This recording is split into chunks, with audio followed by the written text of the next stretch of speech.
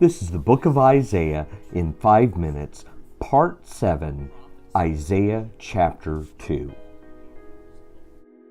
In Isaiah chapter 2, verses 1 through 4, the prophet sees a vision in which all the peoples of the world stream into Jerusalem for the singular purpose of learning about the nature and character of God and learning how to serve Him, worship Him, and love them with their whole lives. Then at the end of this vision, in verse 5, we hear the people of God saying to one another, "Come, O children of Jacob, walk in the light of the Lord." Israel and the family of Abraham were supposed to be a beacon of light, hope, and truth to the world.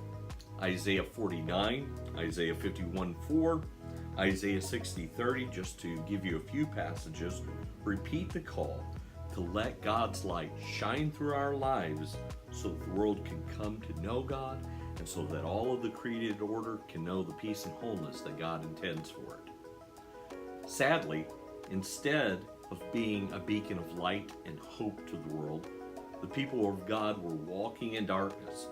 And so long as they were walking in darkness, they could not be a beacon of light for others. So how had their hearts become so dark? The rest of Isaiah 2 explains that idolatry had caused their lives to be saturated in darkness. We become like that which we worship. When we worship power, violence, lust, and money, and other kinds of things, our hearts become shrouded in darkness. This is why Paul says in Romans chapter 1, yes, they knew God, but they wouldn't worship Him as God or even give Him thanks. And they began to think of foolish ideas of what God was like. As a result, their minds became dark and confused. Claiming to be wise, they instead became utter fools. See, misdirected worship leads to misdirected lives. God must eventually deal with our idols, killing our idols, so that He can turn our hearts back to Himself, so that we can reflect the image of God and the light of God back into the world, so that the peoples of this world can know God, and so that creation can be set right by God's grace.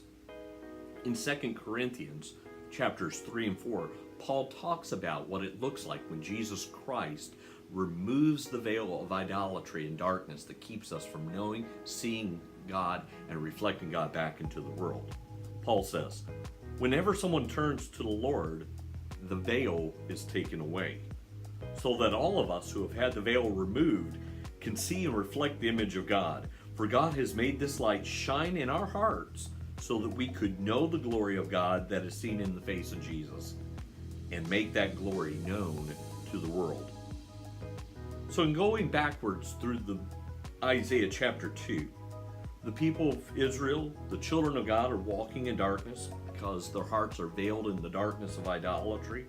When God finally deals with that idolatry, breaking their idols and setting their hearts free, the people then say to one another, "Come up, people of Jacob, let us walk in the light of the Lord."